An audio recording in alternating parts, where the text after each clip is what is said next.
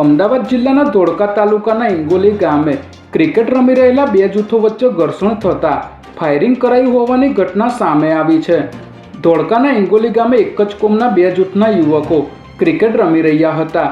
તે દરમિયાન એક શખ્સને બોલ વાગ્યો હતો, જેથી બંને પક્ષો સામસામે આવી ગયા હતા અને મામલો ઉગ્ર બનતા ઉશ્કેરાયેલા વહીદખાન પઠાણ નામના શખ્સે પોતાની પાસે રહેલા હથિયારમાંથી હવામાં ફાયરિંગ કર્યું હતું। ઘટનાની જાણ થતાં પોલીસ કાફલો સ્થળ પર દોડી આવ્યો હતો, ત્યારે પોલીસે ગામમાં ચુસ્ત બંદોબસ્ત ગોઠવીને પરિસ્થિતિને કાબૂમાં લઈ આગળની કાર્યવાહી હાથ ધરી છે। અમદાવાદ એસઓજીની ટીમે બોપલ વિસ્તારમાં વકીલ સાહેબ બ્રિજ પાસેથી હાઇબ્રિડ ગાંજા સાથે બે શખ્સોની ધરપકડ કરી છે।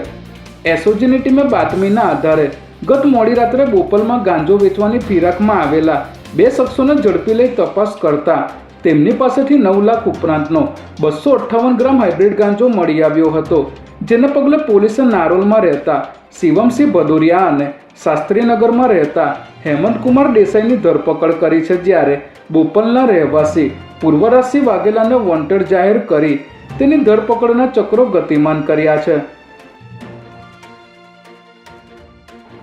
દુધેશ્વર સર્કલ ખાતે ગઈકાલે રાત્રે ડ્રિંક એન્ડ ડ્રાઈવની ઘટના બની હતી। આ ઘટનાને પગલે સ્થાનિક લોકો દોડી આવ્યા હતા અને કારમાં સવાર બંને નબીરાને ઝડપીને કારની તપાસ કરતા દારૂની બોટલ મળી આવી હતી। દારૂ પીધેલી હાલતમાં ઝડપાયેલ યુવક કોંગ્રેસના પૂર્વ ધારાસભ્ય અને પૂર્વ શહેર પ્રમુખ હિંમતસિંહ પટેલનો દીકરો યુવરાજ હોવાનું જાણવા મળ્યું છે, ત્યારે યુવરાજ અને તેના મિત્રને માધવપુરા પોલીસ સ્ટેશન ખાતે લઈ જવાયા બાદ પોલીસે બંનેને છોડી મૂક્યા હતા, ત્યારે દારૂની બોટલોનો વિડીયો સામે આવતા માધવપુરા પોલીસ સ્ટેશનના પીઆઈએ જણાવ્યું હતું કે વિડીયોના આધારે ગુનો નોંધવામાં આવશે।